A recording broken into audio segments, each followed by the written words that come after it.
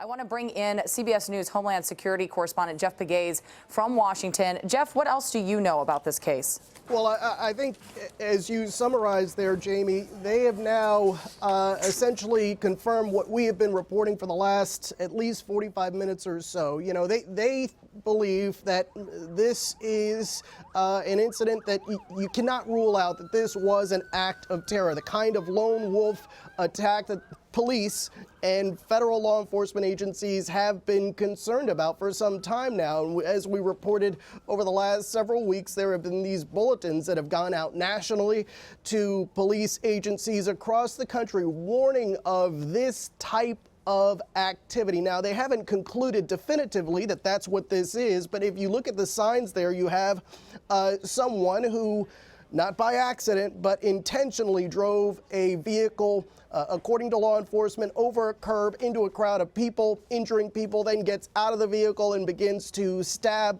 people, that according to law enforcement. And so those signs, the evidence that they have at the scene there suggests that this is the kind of lone wolf terrorist activity that law enforcement has been concerned about for some time. And keep in mind now, we are sandwiched in this period.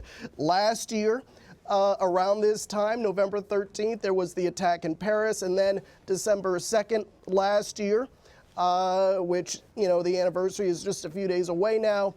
There was the San Bernardino attack. And so we are in this period that law enforcement has been concerned about, where there, in their view, is this potential for a lone wolf type of activity. And that is the warning that they have been, federal law enforcement, both the FBI and the Department of Homeland Security has sent out to police agencies nationwide.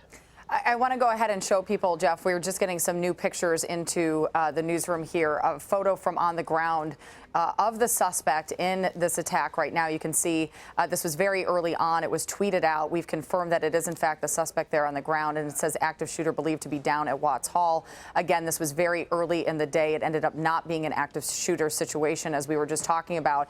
Now, some of the details we've learned about the suspect himself, it sounds like a 20-year-old Somali man. Jeff, you know, just 2 weeks ago in Minneapolis, 9 Somali Americans, young men, were sentenced for terrorist activity. Is there anything else we know about this suspect at this point, or is it just too early to tell? It's too early to tell, but we know, as you reported, that this is a suspect of Somali descent, and that's what investigators are telling us now tentatively.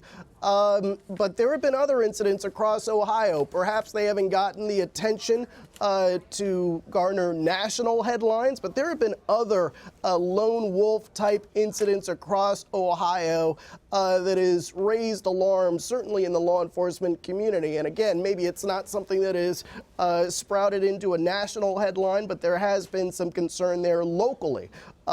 In fact, there was an attack at a restaurant a few months ago, several months ago. I don't have the exact date, but several months ago, that officials were concerned about, and they chased the leads in that case to see if this was something that was connected to a wider network, if this was someone who was inspired to carry out an attack. And that is the kind of thing that they will do in this instance. Now that they know, they believe they know who the suspect is, they will start trying to figure out who he has been in contact with over the last several days leading up to this incident. Also, and this is important, there were questions about whether there was someone else involved. Maybe it was more than one suspect. And right now, the working theory is that this is a lone individual who carried out this attack. However, no one is saying definitively that there wasn't someone else involved who may have had some sort of knowledge that this was going to happen. And so that's what investigators are going to be looking for now. Jeff, you know, something that stood out to me when President Michael Drake was speaking there from the Ohio State University is that he says that this was tragic. We have to prepare for it. We've seen other instances like this happen across the country, that they go through drills and that type of thing. They said it's best to be prepared and respond appropriately. It seems like with these lone wolf style attacks, that's all we can really do at this point is respond. They are really difficult to stop. And I think you talk to anyone in law enforcement and they'll tell you that.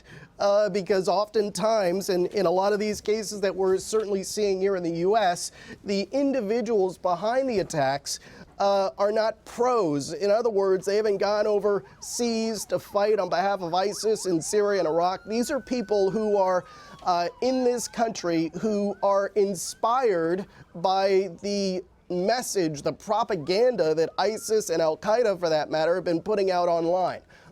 And those people for law enforcement are really difficult to spot because there is this period between inspiration and action. And investigators are at a point in this country where they have to figure out, well, who is the most immediate threat? And then they have to prioritize and start investigating that person or putting more resources toward investigating that person.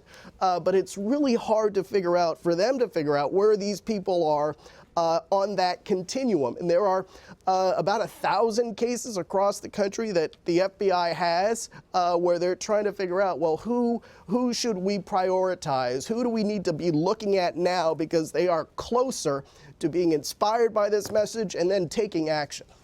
Jeff Pegues, thank you so much for your reporting. We'll let you get back to work.